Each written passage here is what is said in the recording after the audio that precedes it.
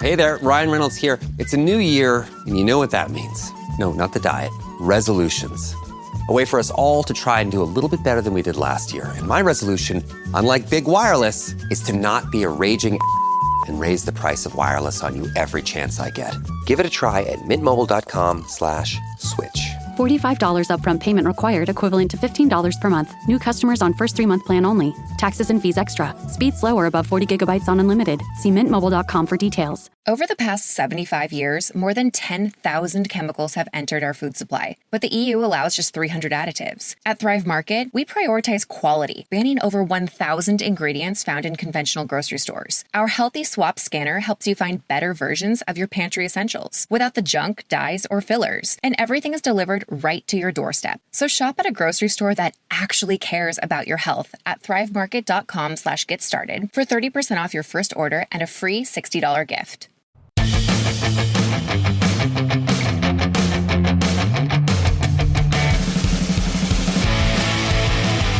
Syndicated Source Material.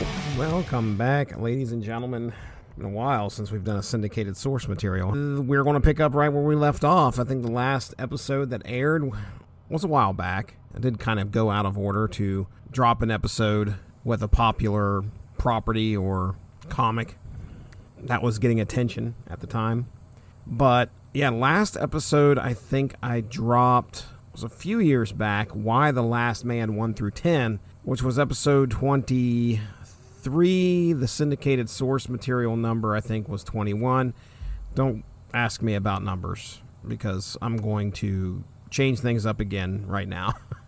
I'm going to line up this episode number with the corresponding episode number from back in the early days. There were some discussion episodes which I skipped when I was doing these syndicated source materials, and it messed the whole numbering up. So here's what we're doing. The episode number of the syndicated source material that you see on the episode from this point forward should correspond with the number of the episode of source material that it is covering. So this is going to be syndicated source material number 25 because we are re-airing our discussion from source material 25. This dropped April 6th, 2015 on the Radulich Broadcasting Network. This is Image number 1 series, which I never completed. And I kind of want to go back now and finish it out.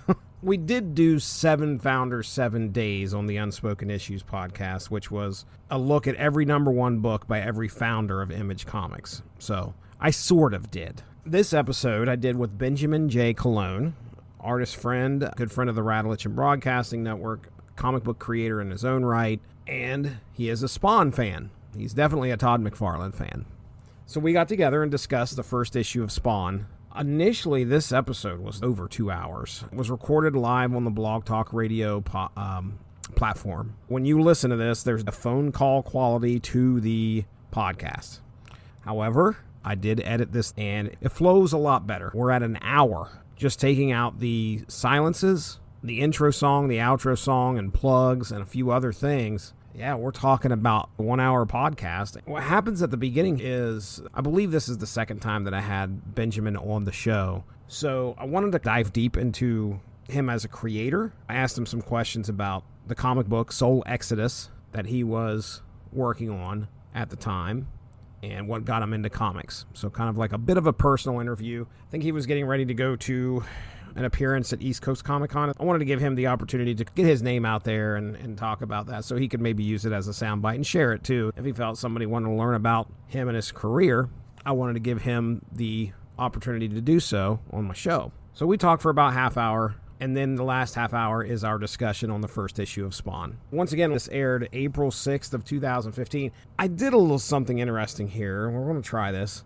I took the transcript of the show and I threw it into Gemini, which is Google's version of ChatGPT, essentially. And I said, come up with some questions. It's been 10 years. Maybe throw some things at me that I could quickly talk about on the podcast of what's changed in the past 10 years. And so it did. And then I had Gemini answer some of the questions itself, because one of the first things it asked was, Jesse mentions that they are discussing one of the top creators of Image, Todd McFarlane's Spawn #1. Has McFarlane's status as a top creator changed since 2015? Jim and I felt it could answer that one. So here's what we're going to do. I'm just going to go down through some of the questions it could answer and maybe tackle some of the ones it could not. Has McFarlane's status as the top creator changed since 2015? If we pay attention to much of what McFarlane has done, I will say that I haven't heard much about comics with him,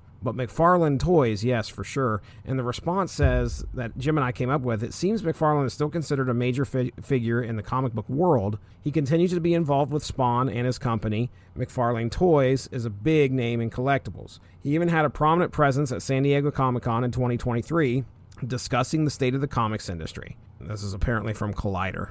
It sounds like he's still a top creator, perhaps even more so now that his business ventures have grown. The next question was, what has Benjamin Colon been up to since 2015? I don't know the specifics, but I can tell you that one of the things that is mentioned in here, he had just started, I think he was getting ready to celebrate his year anniversary of Sketchbook Saturday. Today is Saturday, and he has continued with Sketchbook Saturday. He posted a picture of the Joker, and I think he said it was in celebration of a Batman anniversary, and he's been doing that for quite a while now. So Sketchbook Saturday is still definitely a thing. As for Soul Exodus and the comic book, I haven't really seen him post a whole lot about that. So maybe we'll have to catch up with Benjamin at some point. Does the Radulich Broadcasting Network still exist is the next question. Yes, it does. It still exists. It's out there. I was just on a show last week. As Benjamin continued to attend conventions, I remember him, we did one where I had him on and we promoted his appearance at New York Comic-Con. And he shared a story about meeting Stan Lee. That's been a while back. I don't know if he's been to any recently. He mentions in this podcast, this is 2015, because I asked him about the investment takes to be a creator and attend these conventions. He definitely said that it is a big-time investment. It costs money to go to these conventions and sell your stuff. You want to hopefully make money, but it's not a guarantee, and it costs a lot of money sometimes to get a table. Has there been any new music or albums released by Iced Earth since 2015? Iced Earth did an album called The Dark Saga, released July 23rd of 1996. Dark Saga was a concept album based on Spawn. The cover of the album is Spawn. I cut that out of the podcast because I took the music out as well, just to avoid potential copyright issues if this shows up on YouTube. Iced Earth has definitely had albums since then. Iced Earth has released 2 studio albums since 2015, Incorruptible in 2017, and a Narrative Soundscape in 2022. They've also had some lineup changes and controversies in that time. So, all right. Is the Metal Hammer of Doom podcast still active? Yes, it is. I knew that it was because I still am. It's definitely changed since the shows in 2015. Formats changed and all that, but I'm still a part of it. Has the impact of digital distribution on the comic book industry evolved since 2015? This question comes from a statement I think that Benjamin makes in the podcast where he said something along the lines of, the industry is starting to change as they are embracing digital distribution and things along those lines. So this was 2015 when he was talking about that. Now we're 10 years later in 2025. Digital distribution has continued to grow in the comic book industry. Platforms like Comixology and Marvel Unlimited have become major players, and the COVID-19 pandemic further accelerated the shift towards digital. This has brought both challenges and opportunities for creators and publishers. Yes, indeed. The next question says, has there been a change in the speculation market in comics since 2015? The speculation market in comics is always changing. While certain key issues still hold high value, the rise of graded comics and online auctions has shifted the landscape. The market also fluctuates based on trends and media adaptations. Wish I could tell you how many shows and movies there have been since 2015 that were based on some type of property and comic. There's a lot. And usually that is what drives the value of a comic up. Deadpool versus Wolverine happened in 2024, and I guarantee you that movie drove up the price of both appearances of Deadpool and Wolverine even more. So yeah, there you go. I mean, it's not as bad as it was in the 90s, that's for sure, but I think a lot of that is because we learned our lesson. All right, does the sales figures of Spawn #1 and Star Wars #1 remain records? I don't know if that's worded correctly, but it did answer it. Spawn #1 still holds the record for the highest-selling independent comic book of all time. We discussed this in the podcast. Star Wars #1 from 1977 is more complicated. Now, it took that out of context because we were talking about Star Wars #1 from 2015, and the amount of variant covers came up. But it does say Spawn #1 still holds the record for the highest-selling independent comic book. Are there any new Spawn video games? This was a quick mention in the podcast. That's funny. While there haven't been any major Spawn video games released since 2015, Todd McFarlane has expressed interest in developing new games. There have also been rumors and speculation about Spawn appearing in other games like Mortal Kombat, and I want to say that he did. I feel like he did. Next question. Has Robert Kirkman's role in Image Comics changed or expanded since 2015? Robert Kirkman remains a key partner at Image Comics. The Walking Dead comic has concluded, but his other titles, like Invincible, continue to be successful. He also has a major deal with Amazon Studios for TV and film adaptations of his work. Invincible has made its way onto the TV screen in animated form. Great show. And to follow up with that, the next question is, what is the current status of the Walking Dead comic and TV series? The comic concluded in 2019. The main TV series also ended in 2022, but several spin-offs are in development and are already airing. We watched For Those Who Live, which continues the story of Rick and Michonne. We finished that a few months back. Have not watched the Daryl Dixon series. Have not watched the series in New York with Maggie and Negan. Have not watched all of Fear. I think we need to watch Fear the Walking Dead here pretty soon. That's pretty crazy that in 2015, we're into season 5 of The Walking Dead at that point, and it has another 7 years on TV. It's crazy. All right, let's see if there's any other questions. It might be something I can answer. Benjamin continued the Sketchbook Saturday project. Jesse mentions the book How to Draw Comics the Marvel Way. Has he read this book since this recording? I didn't mention it. It was Benjamin that did. And no, I have not read it since then. Oh, here's a good one. Always like to talk about this one. Jesse mentions the comic Image United. Has there been any further development on this comic? And that is still a no. I think it stopped with issue 3. Image United was a large project where all of the founders and some other creators were drawing their own characters and panels. What an ambitious project. And of course, trying to get all these people on board to stay on something at the same time. Shocker. Image Comics could not complete or deliver a book that they had solicited. And this has been a while. I mean, that project has been unfinished for quite a bit. And I think Rob Liefeld on his podcast is going into his 5th year. He started it during the pandemic, and he said it's a project that'll never get finished. This one question's funny. They put this in there. Of course, you know, Jim and I is just looking at the script and coming up with questions, but this is Blog Talk Radio. We only had a certain amount of live time, maybe 2 hours. After you hit that second hour, if you went over, it continued to record your podcast, but no one could listen in live. Well, it says, Jesse says that there are about 7 minutes of live time left in the podcast. What happened in the rest of the podcast? Not a whole lot. We just concluded our discussion. All right, well, there you go. Those are some great questions to kind of follow up what's happened in the last 10 years since this podcast aired. Yeah, I think I'd like to go back and revisit the Image #1 series again. It's a great thing for Unspoken Issues. But, all right, I've spoke long enough, guys. Here we go. Let's get you into the episode. This is Benjamin J. Colon and myself discussing his career, and then our love for Spawn #1. We're going to continue our Image #1 series, and we're going to focus on the one of the top creators of Image, Todd McFarlane's Spawn #1. And a special guest, if you haven't caught it via the promotion that we've been doing most of the day, Benjamin J. Colon, and he's joining us here tonight. Benjamin, how you doing? Good evening.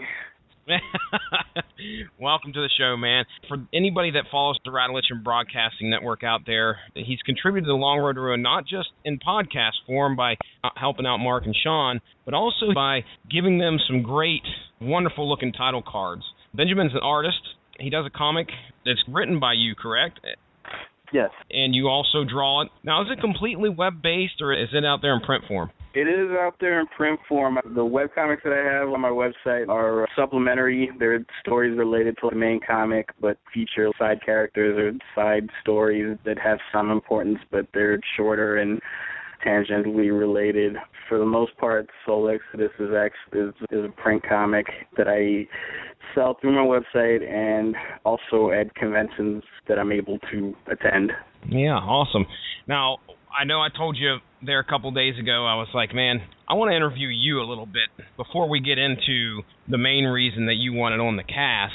Let's delve deep into the man that is Benjamin J. Cologne. Number one question, is it Benjamin or is it Ben? Do you prefer either one? I don't have much of a preference either way anymore. Usually go by Benjamin if I absolutely was put to it, but whatever's easier for whoever happens to be addressing me, I don't care.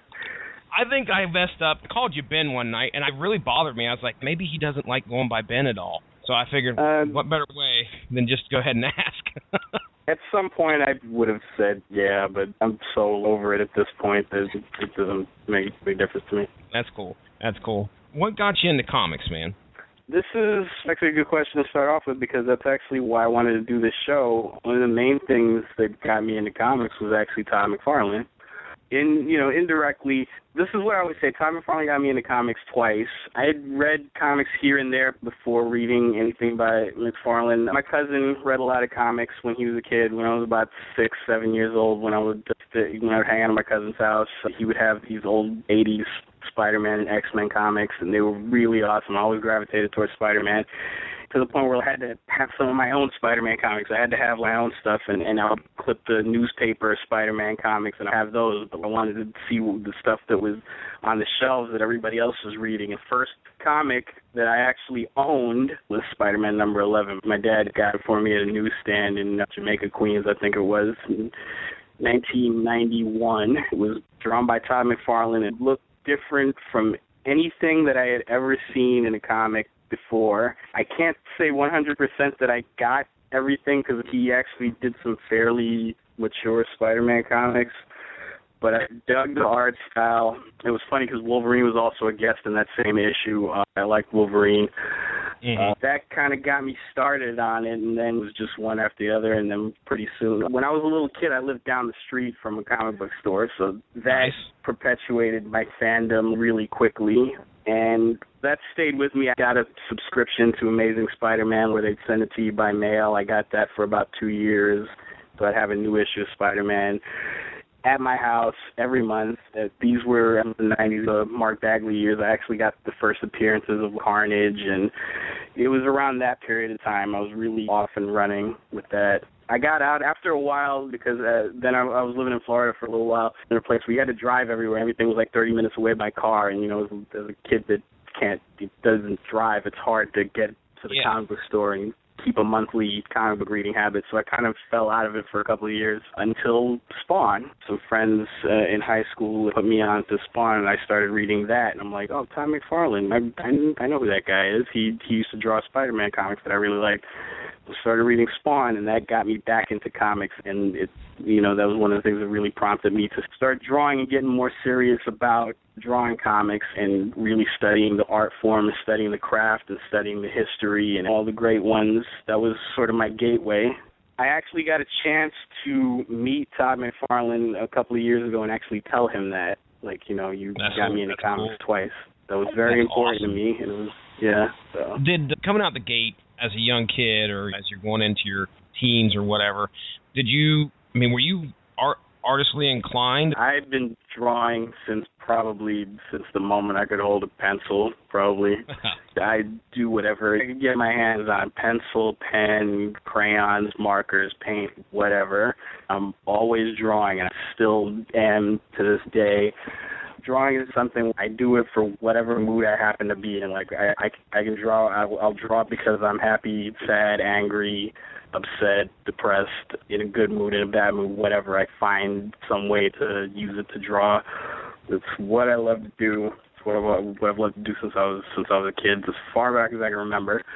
I won one significant award when I was in high school. I had to redesign, they had a contest to redesign I think the department in the school board, from the school board that provided school lunches, they needed a logo, so I designed.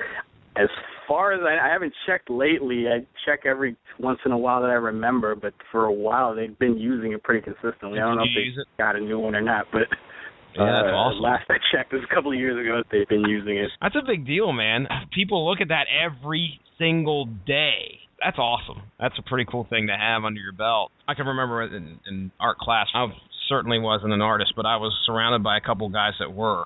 And I when comics, we started getting into comics, and it really, in art class, it really started affecting, the teacher would give us an assignment, and somehow I worked comic books into it. Is that something you saw too, like as a child? Was that something that once you started to learn how to comics, it really started to affect what you were doing in school?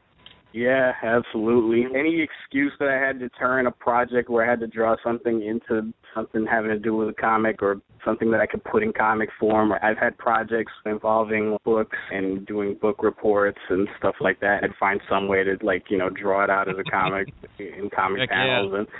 And sometimes the teachers really dug it, and sometimes they not so much. But usually it's not like I was not putting forth an effort. It was hard to say you fail at this when I'm giving them something that clearly took a lot of time and effort and creativity.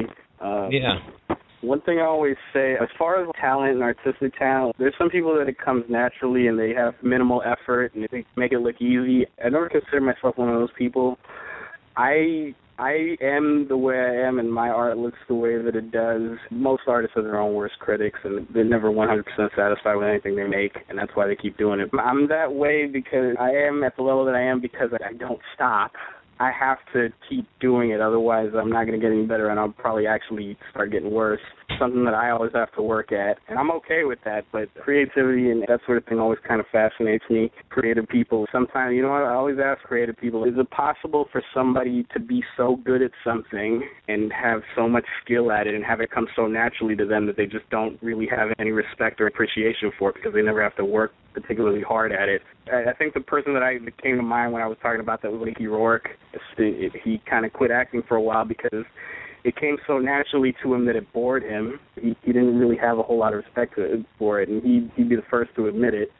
He was so good at it, he didn't have to spend as much time working at it, and as a result, it just wasn't that important to him for a good long while.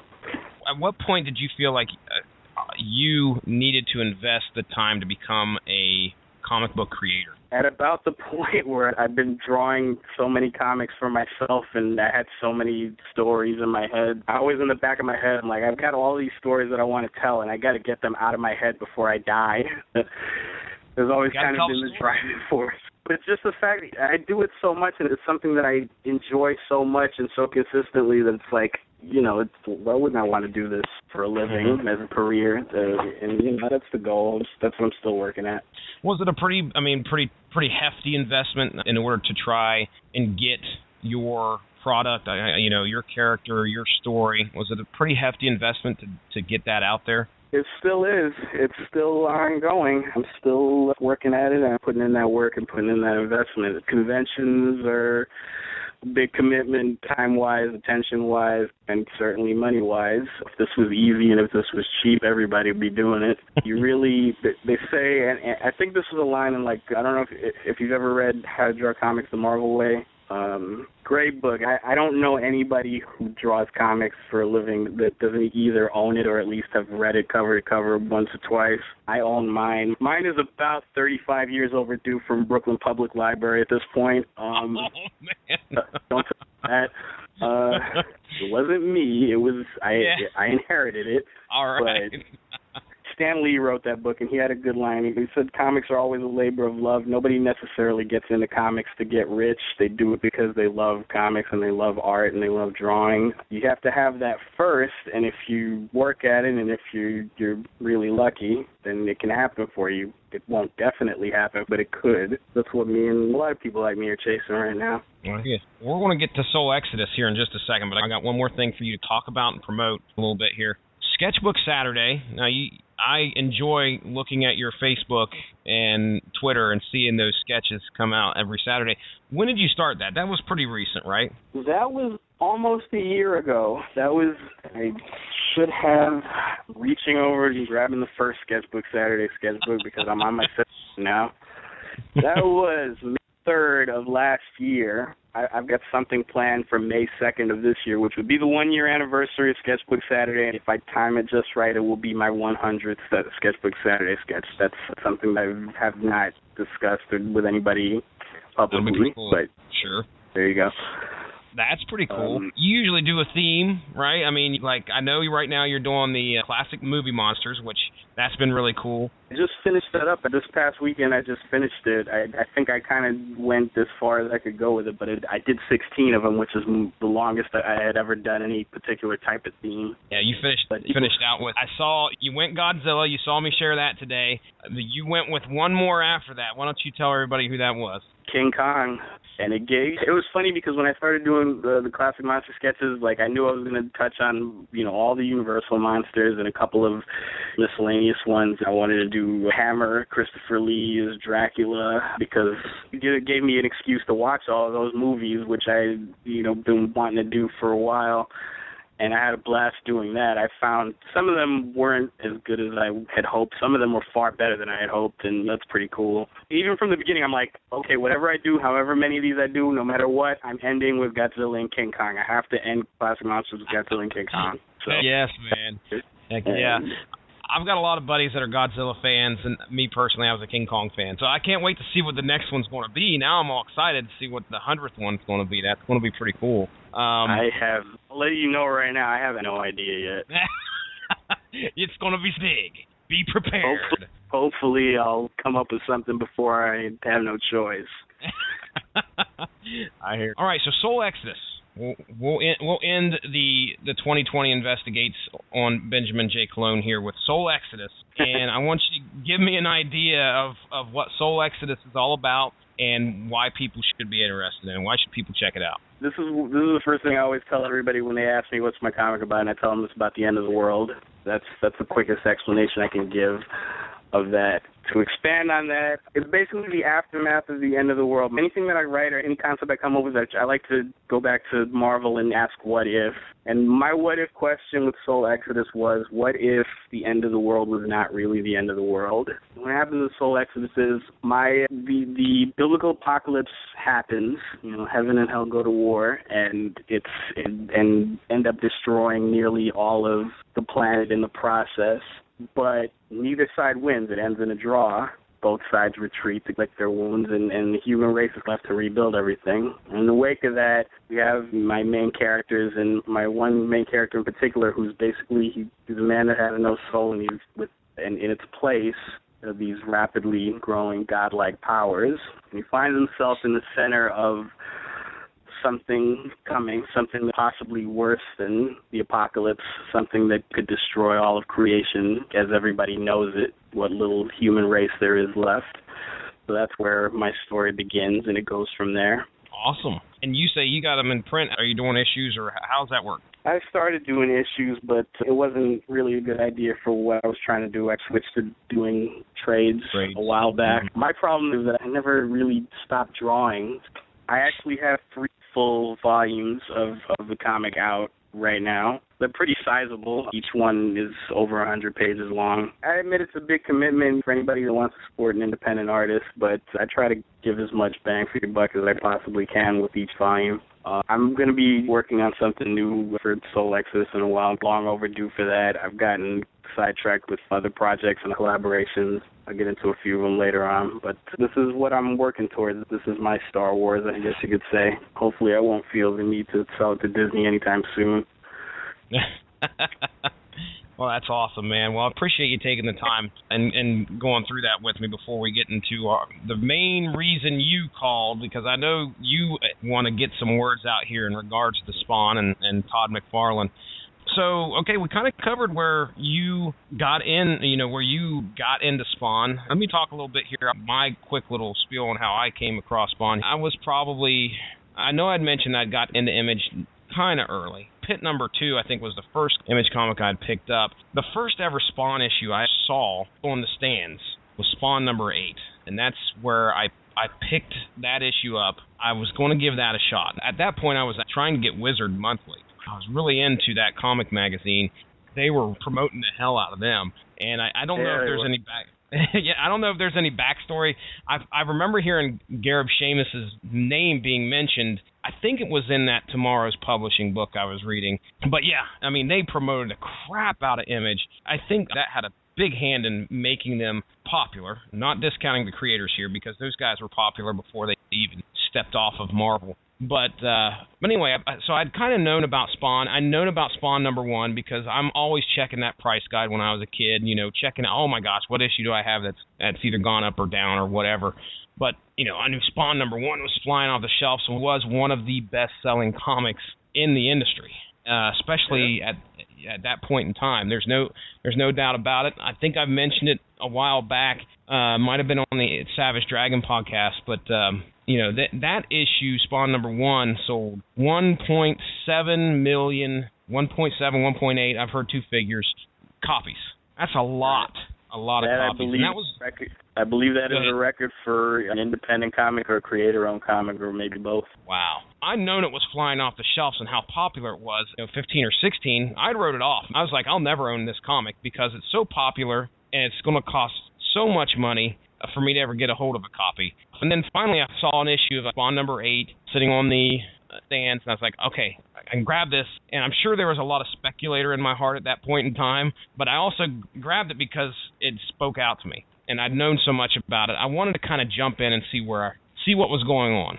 Now, I can tell you that jumping in the middle of Spawn, it's kind of rough for me because I didn't know what the hell was going on. #8 was the issue that Alan Moore wrote, where everybody's already in hell, which is a really good issue. The Cerebus issue is #10. And what's on the front of 8?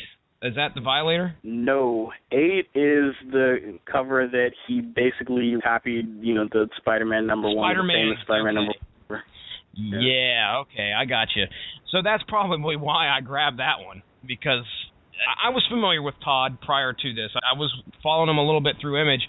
Wasn't aware of how popular he actually was until he broke off of Marvel, went into Image, and then doing the research prior to this episode, I still did not understand how popular he was until I did the research. In Marvel, we'll get to the issue here in a few. Let's talk about the beginnings with Todd here real quick, at least throw out a few points. But Todd, his big moment in comics prior to Image was his basically being given a Spider-Man title. That says a lot for a company such as Marvel to say, okay, this guy's got the talent. He's incredibly talented artist. Plus, he's one of the most popular artists. We're just going to go ahead and let him. They gave him Spider-Man, just like you said, the adjectiveless Spider-Man, and they let him write at the beginning, and they also let him draw at the beginning. Those stories were his own in the beginning. That takes off like a rocket. People are buying those issues left and right, and Todd is continually being touted as one of the best artists out there. The problem is, and I'd watched that Tech TV documentary, they were talking about how he got so popular, and before he got a hold of Spider-Man, they were pretty much lax on the restrictions they had on this guy. They weren't over his shoulder all the time until he got a hold of Spider-Man. The editors I'm talking about here, Marvel, was so concerned about how that property was going to be treated, they weren't giving Todd the free reign that he had with some of the other titles he was doing.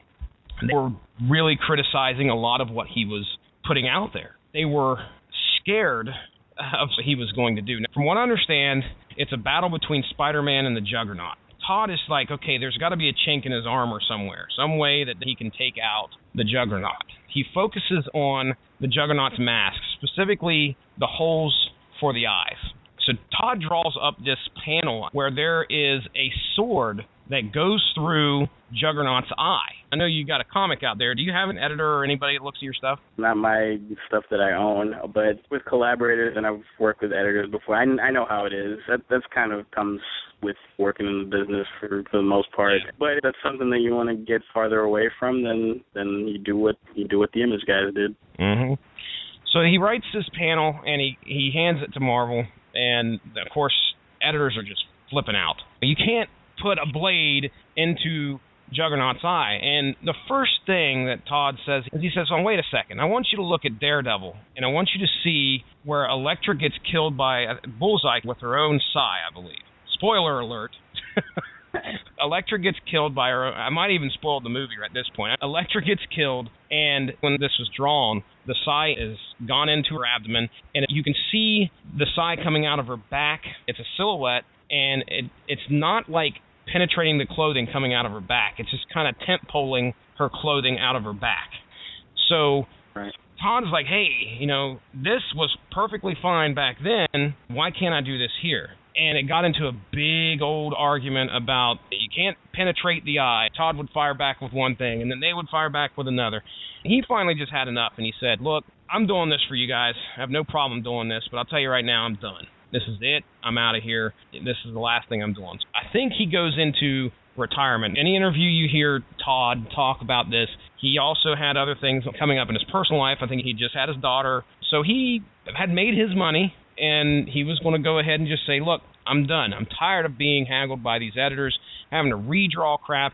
And if you read some of the stuff out there, Todd McFarlane was one of the hardest working artists/writers. I mean, this guy would turn out pages. Eric Larson part that I read in the Road to Independence book, Larson would say that this guy would work, just nonstop and turn out page after page of art. Yeah. He was hardworking. During the time he got the Spider-Man job, writing and drawing his own book, he had drawn Amazing Spider-Man for about 3 years in the late 80s. It began with the first couple of Venom issues. He was penciling and inking, and as somebody that does both, that's very time-consuming. He was able to do that bi-weekly. He was able to put out 2 books a month. That's insanity. So anyway, imposes himself into a retirement, and I guess while he was doing this, he was actually trying to work to get a union of people at Marvel. He was trying to put together a union so that the company didn't have so much sway over these people who were coming in there. He really felt disrespected. That's one of the things. I remember reading the back page of that Spawn #1, the second paragraph. He says, the reason I am here doing what I am can be summed up in one word, respect, or more appropriately, the lack of it. So he didn't feel like he was getting respected very well. He felt creators at Marvel and DC were not getting treated very well.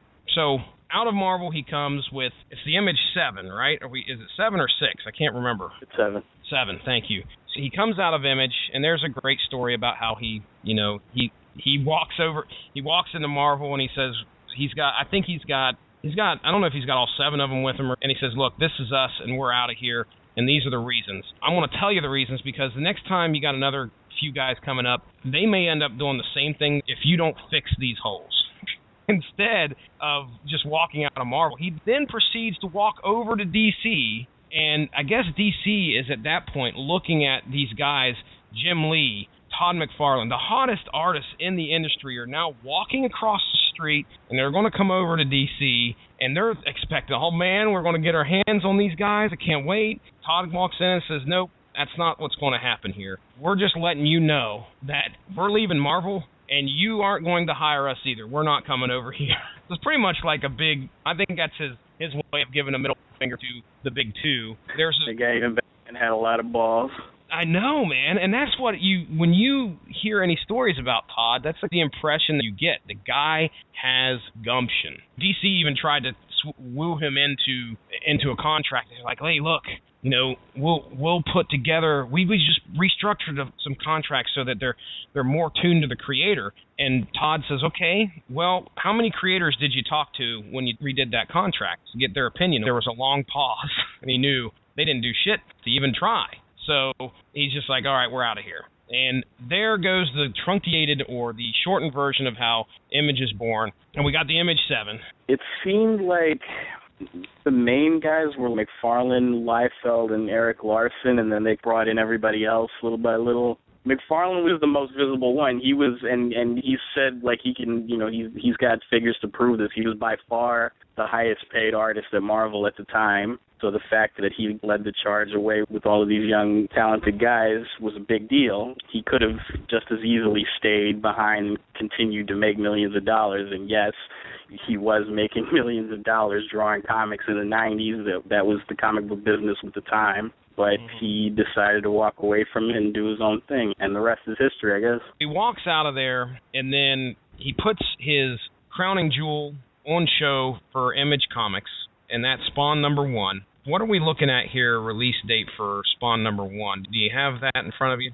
I believe the month on the cover is May. I believe that's May of 1992. 1992. At this point in my life, I'm just getting ready to start dating my wife. Oh, me and her have been together since right after Spawn #1 release. That's how old I am. So 1992, the summer of 92, they had to have been doing some serious Comic-Cons or promotion during that period. We already talked about Wizard doing the promotion for it. These guys were going around, and from what I understand, these guys were being treated like rock stars. I've got a couple of friends that had gone to conventions at around that time, and they said it was amazing, the kind of lines these guys had. A good friend of mine had told me a story like he, trying to meet Jim Lee at a convention, and they basically put him in one table in the middle of a room by himself with a line circling pretty much the entire room to meet him. There was stuff like that going on.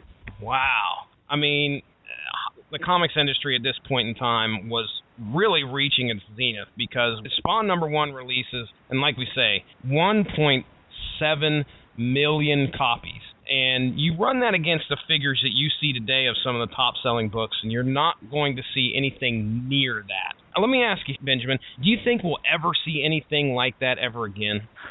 Well, funny you ask that. Here's what it takes to come close to that. And for those that are listening, I talked a little bit to Jesse about this a couple of days ago, about the new Star Wars comics that Marvel is producing right now. I believe Marvel at least shipped 1 million copies or over 1 million copies to retailers. It is not known whether or not they sold that many because sales figures are not made public for any of the major publishers.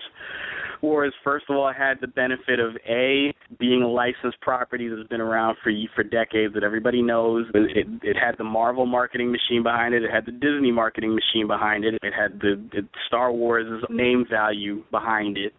It had the benefit of at least 25 variant covers, which is a ridiculous number. I only have 2. I had heard for Star Wars #1, I swear it was in the 60s, like crazy variants. Now, I could be wrong. I'm pretty sure they were talking about that on Comic Geek Speak. I've seen a lot of them, and I don't think I've even seen all of them. And yeah, that's what it takes. I still can't confirm that first issue sold 1 million copies that were shipped to retailers. So that's what it takes in this day and age. The comic book business has been suffering for a while. It's actually starting to rebound now because companies are embracing digital distribution, and there's a wave of new characters, and a lot of the event stuff is not going away, but the crossover stuff that's staying around is being made to look significant. The art's as good as it's ever been, and the storytelling is getting more diverse and interesting. The business is getting better, but it's nowhere near the phenomenon that it was in the early 90s. A lot of that is due to speculation, and back then comics were a big deal and big business for a lot of bad reasons in the 90s. Let's not make any illusions about that. It left the business in a bad place for a long time, to which it's just starting to recover now. Getting back to Spawn, Spawn was a phenomenon. Spawn was that comic, and a lot of it was McFarlane's name value, but even that alone will only take you so far. Spawn actually was one of the few Image comics that had substance to back up the style. Mm-hmm. I guess that's where we come in. You're talking about this marketing machine behind Star Wars right now. There wasn't much other than what we just talked about earlier with Wizard, and you shouldn't have Marvel and DC promoting Spawn. There was nothing like that behind Spawn #1. Matter of fact, I just looked it up. You were talking about the speculation market. Death of Superman occurred October of 92. November of 92. So Spawn came out prior to that. But, yeah, there was nothing like that behind this. And it was able to just fly off the shelves. This does my heart proud as a guy who was drawing characters in high school. McFarlane actually created Spawn, as he tells it, in 1977. If you see anything about the Art of Todd McFarlane book, it's a pricey book, but it's definitely worth the read if you're a fan. He's got old sketches. The guy kept it seems like he kept every bit of artwork he ever did, and it's all in here. The design actually didn't change a whole lot from when he first designed the character in 1977 to the way he looked in Spawn #1 and even today. But, he actually did like a 35-page fan comic that he figured if I can't get published the old-fashioned way, I might as well just do my own comic and bring it around to conventions to show people. I've done stuff like that before, so hearing somebody who made it big, starting from humble beginnings like that is actually, I always like hearing stuff like that because it shows I'm not too far off of the path of guys that made it. Todd went through a lot of rejection trying to break into the business, which happens to everybody. You'll be rejected by editors, by fellow artists, you name it. Rejection is part of it. You can't take rejection. You really need to find another business other than comics because it's going to happen. He kept all of those, too. He kept all the rejection letters. The guy's also got a pretty good sense of humor about these sorts of things. He kept them all, and he was like, well, that's cool. I've got most of these editors wrote a lot of great comics back in the day, too, so I got autographs from some of my heroes. And that's kind of how he looked at it, and he just kept drawing. Yep. Yeah, he had mentioned that in that video I'd sent you where he was talking at Barnes & Noble. He said he'd sent all these out, and one of the things that he realized, he got accepted to do an Epic comic, which was a Marvel line. So he starts working for Marvel at their Epic line, but he continues to get these rejection letters from Marvel that say he'll, keep it up. Maybe one day you'll be working here. He said, I doubt they came across and said, you suck, you'll never work here. But he kept getting rejection letters after he started working for Marvel. These people were saying that he needs to keep it up and then maybe his work will be good enough to work there. One of the things that he drove home was that the fact that it just takes one person to like your stuff, and then that gets the ball rolling. So just like you were saying, rejection's part of it. Keep at it. That's one of the things that you could talk about with Todd McFarlane. He kept at what he loved. He kept trying to get into the business, broke into the business, then decided to break off from the business to create his own business. That's what really makes him unique. And he got into the comics. Let's go ahead. We'll get into Spawn #1 here. I'm not going to do usually I get into a panel by panel, but I'm going to try and do my shortened version where we're just going to pick out the good bits, and I'll try and do it in chronological order. Spawn #1 is pretty much, I'll just tell you right now, folks, if you're looking for answers, this issue is just going to pretty much give you more questions. And you're not alone. The ones after it. You're not alone because our main character, Al Simmons, Spawn goes by Al Simmons. I don't even know if he's introduced as Al Simmons in this. Actually, yes, he is, because they mention it in the news clippings. Spawn goes by Al Simmons. He's brand new to this, just like the reader. He's trying to figure out what just happened. He's running around in a cape. He's not very aware of what's going on, and throughout the issue, he's figuring things out as we go along. I think the main thing McFarlane gets across in this first issue is that it's going to get a lot worse before it gets any better. More than anything else. Yeah. Because every time, any little thing that he starts to remember about himself is something horrible. Like, in the first couple of pages, he remembers being a soldier, but he also remembers being betrayed by somebody he trusted and being killed. It's not outright said who and what he makes a deal with and what he makes a deal for, but if you follow the artwork, and that's another thing about Todd McFarlane, he's actually a very good storyteller without necessarily needing a lot of exposition. Not that he, sometimes he does put a lot of exposition, but he doesn't always need to. You get the feeling like this is a really, really deep rabbit hole. He just kind of scratches the surface at the beginning. He has a costume that he doesn't know how he got it. He has strange abilities that he doesn't understand how to use them or how he's able to use them. He's strong and able to do these fantastical things, but he doesn't know where it all came from. Do you get, now, and I could just be, it's been a while since I read Dark Knight Returns, okay? But do you get a Dark Knight Returns feel at all with the whole news thing and the lightning flashing? Thank you very much, sir. At least Absolutely. I thought I was the only one in that boat, because that is what I saw. I think Todd McFarlane is because, and he's worked with Frank Miller before. There is a Spawn Batman comic. It's not very good, but Todd McFarlane said he's influenced a lot by Frank Miller. And yeah, it definitely shows, especially in this comic. The page before the news report is a big flash of lightning. Yeah, he's standing up there, cape flowing. Yeah. As long as I was, because like I said, it had been a while since I've read the book, so I didn't know if I was pulling things off here. But I know for a fact the last time I saw anything like I see with the news reports here, that was definitely Dark Knight Returns. I can remember that was one of the big things. I remember reading that book going, and you talk about throwing some text on a page. I mean, he put some freaking, I would hate to try and letter. I don't know if they have a quick way of lettering stuff like that. I mean, that's all drawn, right? When you're sitting there writing time. Oh, Yep. wow. That is insane. So the news reports are there to give us an idea of what happened to Al Simmons. We find out that Al has passed away. This is in 1987. Passed away. He left a wife.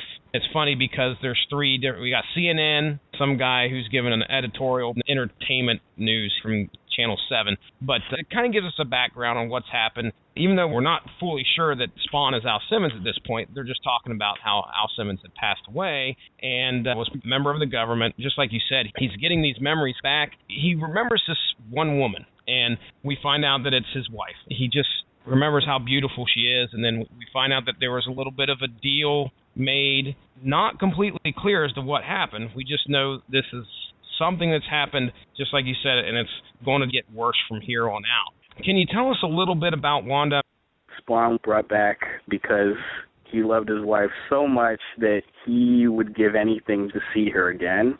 That was the deal that he made. It doesn't explain it very explicitly in Spawn #1, but the deal was to see his wife again. He even said at one point, when you make a deal with the devil, make sure you read the fine print.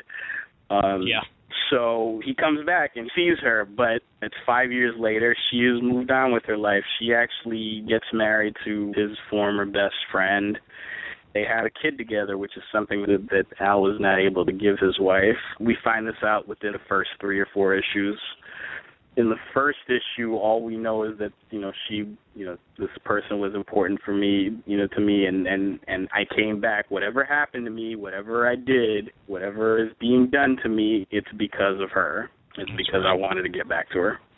I want to talk a little bit about the numbers, okay? I had no clue when I picked up Spawn, and I don't even know if the numbers were explained in the prior issues, but let me describe this to the listeners. Every once in a while, there will be a clock on the bottom of a page or the top of a page. I had no idea what those numbers meant. It looks like a clock other than the fact that there's 4 numbers there. First glimpse of these numbers that we see, we have 9:9:9:9:9. All right? I don't know what the hell time frame that is. I couldn't put 2 and 2 together, and I remember being so lost when I saw those numbers. I knew they had a meeting because he wouldn't have put them in there if there was a purpose.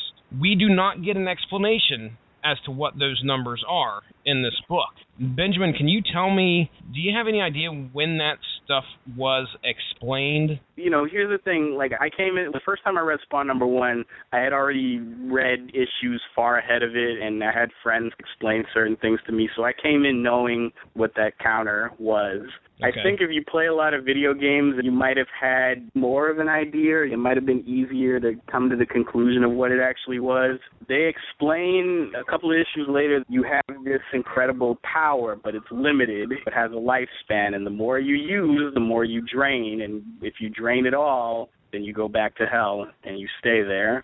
If you're paying extremely close attention to that, if you're paying in the first issue, it starts out, all 9s, and halfway through the comic, you use a little bit of that energy to scare off some would-be rapists.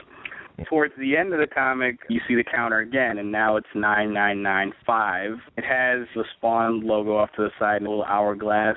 If you were looking for it, you might have gotten the idea that this may have something to do with his lifespan or how much time he has left to live. You may not have necessarily got the fact that that's a meter of energy for how much power he has. I thought it was pretty cool, but Todd himself eventually just forgot to put it in the comics anymore. The last issue, I looked through this because I have most of the first 125 issues. I got one hole in my collection that may be filled this weekend. The last time I saw that counter for a good long while, I think was Spawn 55. and it was down to like 0.8 something. And he stopped doing it for a long time. The next time you see that counter again was sometime in the 130s issues, and it finally actually does come into play. But yeah, he kind of copped to the fact that, like, after a while I just forgot to do it. Did you stop at any point during the series, or have you been reading continually up until now? No, I stopped at a couple of points. Like I said, I kept it going through the early 100s. I got up to 125. I picked it up again at 150. They had probably the best the comic has ever been between 150 and 165. That was a really good run. That was not McFarlane doing it. The writer was David Hine. Really good writer. That's when Armageddon actually happens. So that's what the whole thing was building up to. I tend to jump on and off of Spawn from time to time now. They just had the 250th issues. I decided to start picking them up again. They've got a new... I was going to say, there's some changes, isn't there? Well, it's still... We don't have to get into all of it. I know that from when I was researching, 250 was supposed to be an epic issue for an Image comic. This is one of the original Image comics that is still going today. We have this and Savage Dragon. And 250 is Dragons. I don't think Dragon's near 250. I think it's close. I think it just passed 200. Okay. I think you're right, because I remember them talking about Savage Dragon 200. From what I understand, there's some changes that's occurred. There was a change, and now it's back to Al Simmons being Spawn, because Al Simmons stopped being Spawn at a point. Yeah, for about 6 years in our time. I don't know how much time passed in the comic. So you picked up 250. Is Al Simmons back? Yeah. In true Spawn fashion, we're not sure why yet, and we're not sure how yet, but he's back. All right. Back to the book. You mentioned his powers. I just want to tell people, Spawn #1, you're looking at a fantastical character that Todd McFarlane has brought to you, and you're looking at this dude, and he just looks freaking awesome. He's got a red cape, and can we talk about the cape? He loves to draw capes. We know that. He's got chains coming off of him, spikes on his wrists and biceps, but, the first thing that happens, you mentioned the rapists, that there's a gang that are about to rape this girl. Spawn jumps down, and you're waiting for him to unleash something. And all he does is grab a guy by the collar and throw him out the window. Then he uses his powers to scare those guys off. He just powers up his finger and tosses something out there. I don't know if it's from his finger or his eye or something comes from wherever, out of the ether. And he just tosses this, it looks like a firefly. It just kind of breezes through the wind right in front of the other rapists who thought they were going to mess Spawn up. And then it explodes and scares the shit out of these guys, and they take off running. Now, that's all you see of Spawn's powers in this first issue. It looks like a loud boom. It's not like it explodes the room or anything, but it shows that Spawn's got some power. We don't know what it is. We have no idea what the limits are, and we don't know how great it can be. Todd McFarlane does a great job in this first issue to give you just a bit, just enough, just to say, oh man, this guy's got something, we got to keep tuning in to figure out. Let me ask you, was it a good strategy on Todd McFarlane's part to kind of do a slow burn at this beginning here? I think it was. That doesn't always work because you have to worry about maintaining your audience. I think McFarlane probably had to worry about that a lot less than most because he knew what kind of name recognition he had. Like, obviously, his comics were very successful and his art pretty much sold itself.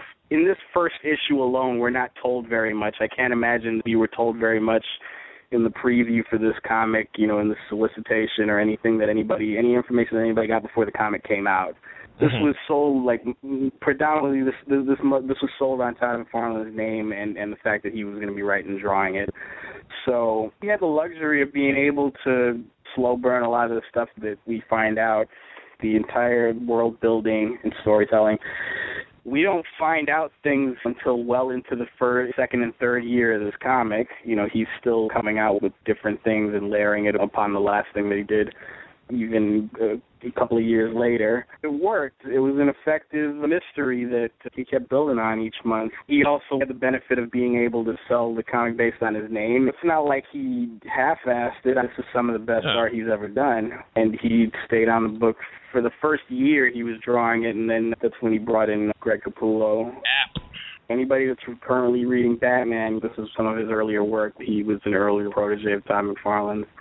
The art was always, and that was an Image thing early on, was that a lot of the stuff was sold on the art more than the story. But in this case, the story was there. There were certain things I think McFarlane himself probably didn't know what he was going to do at first. There's a couple of hints to that even in this first issue. The thing that always jumps out at me, because I know we were looking at the same two-page spread that you have to turn on its side when you were describing Spawn. Yeah. I know that's the one. Yeah, I know that's the one you were looking at. That's the one everybody remembers.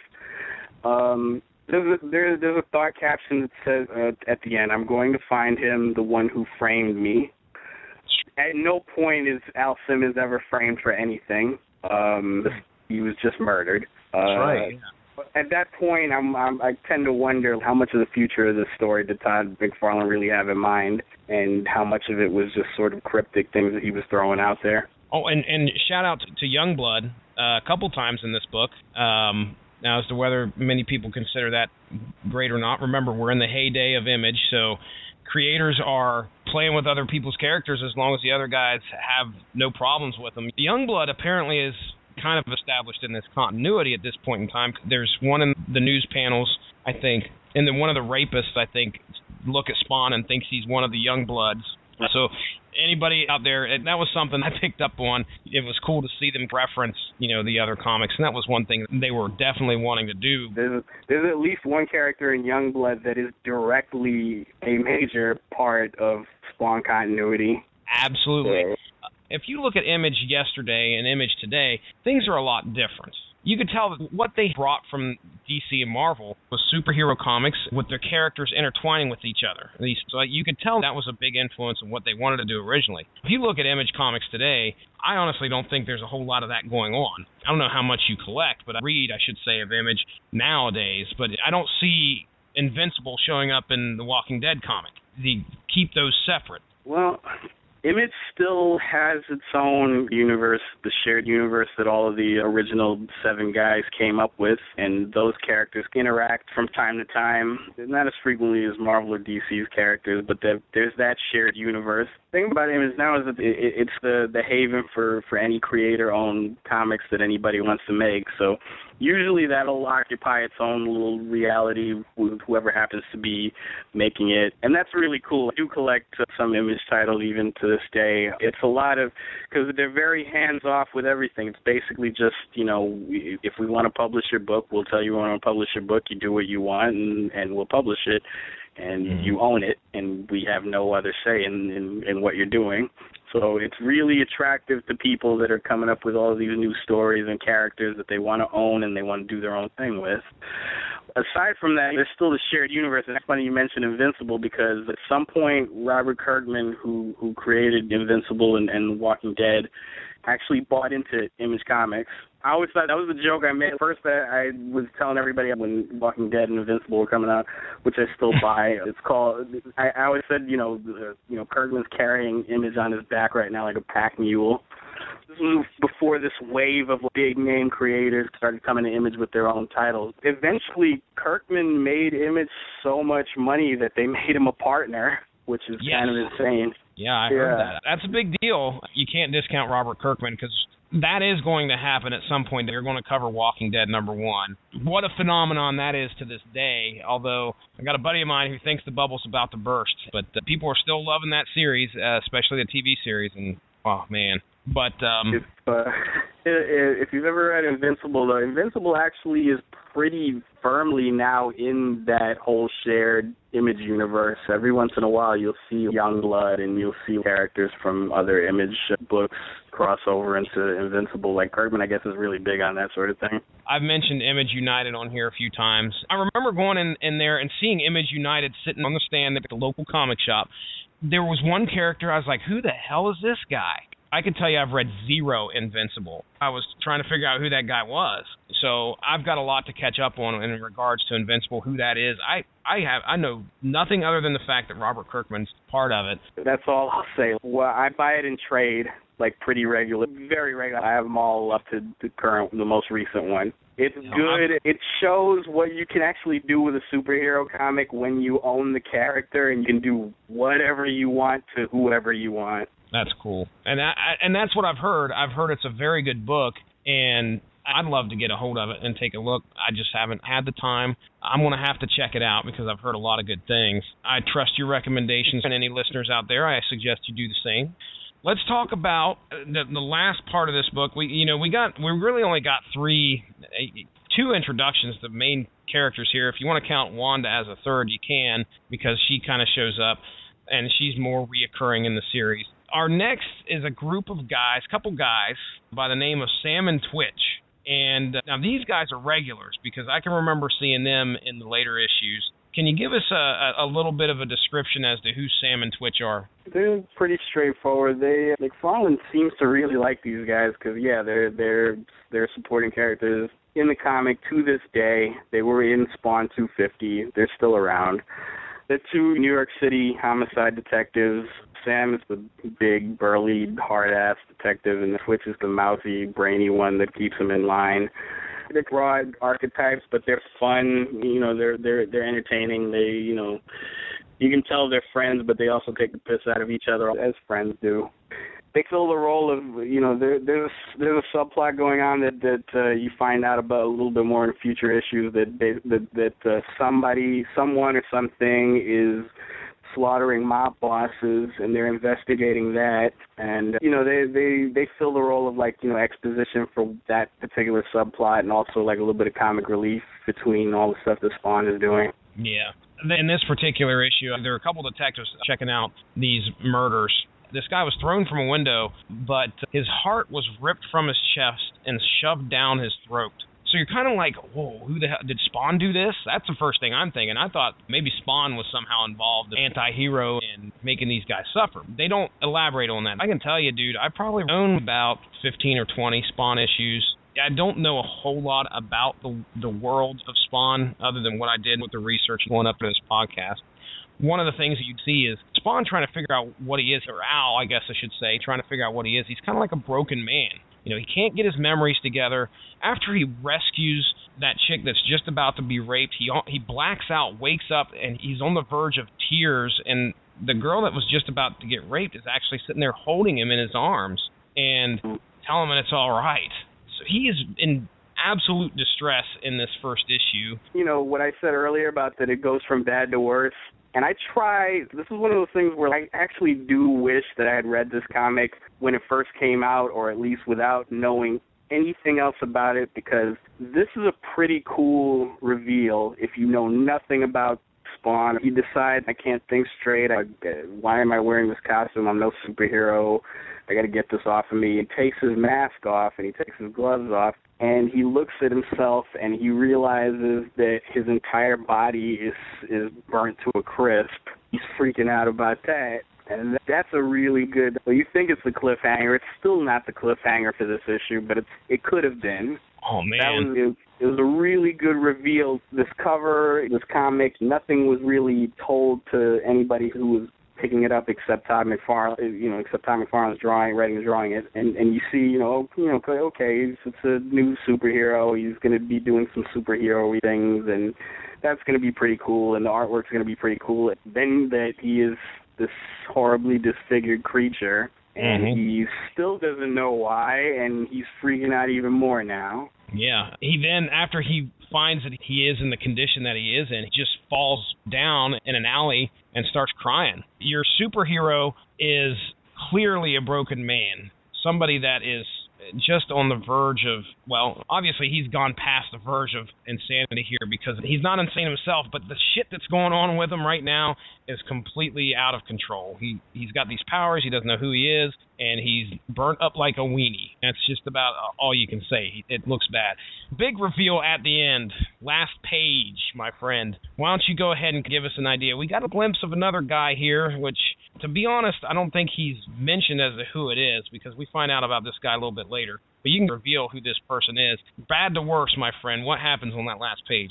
That's the worst. We see a silhouette. If you're not paying attention, you probably miss it, but it's Spawn in the foreground, crumpled in a heap with the New York skyline looming over him. Then you have a transitional panel of raucous, maniacal laughter, and it says somewhere in time. The last panel is this freakish, demonic-looking character laughing his ass off in a lake of fire, and the last thing he says is, Simmons, if you think you've got problems now, I promise your troubles have just begun. You don't really need to know a whole lot more than that. You get the idea that whoever this is, first of all, he's not human, and second of all, he's responsible for what's going on, and he's enjoying himself immensely. This is actually our main villain for what will turn out to be the next at least 100 issues of the comic, plus some things that happen later after that. What we find out later is this is Malbolgia. This is McFarlane has always kind of maintained that Malbolgia is not strictly the devil in the same way that Joe Quesada keeps insisting that Mephisto's not the devil. In that, when you're close enough to being the devil, you might as well just cop to it. McFarlane defended this in letters, columns, and Spawn and stuff like that, where he said, the way he envisioned hell was that there's not one single devil, but there's many that are always jockeying for position and outdoing and destroying each other constantly. So it's a constant power struggle. Malbolgia is like one of the biggest, baddest ones there, though, and he's responsible for everything, every torment that Al Simmons experiences from here on out. It all kind of began with Malbolgia. Obviously, there are going to be religious overtones throughout this whole series. We're talking about hell, heaven, Angelo, Spawn. We've got Hell Spawn. We've got Malbolgia. We've got, by the way, next issue, The Violator. I thought it was interesting the way they took some bits of religious mythology and played around with some of the concepts. Other writers have done that. Neil Gaiman does it a lot with literary figures. He did that in Sandman, where he took something that existed in literature, something that existed in mythology, and took it and incorporated it into his own story really well. You don't need me to explain how good Sandman is, but it's good.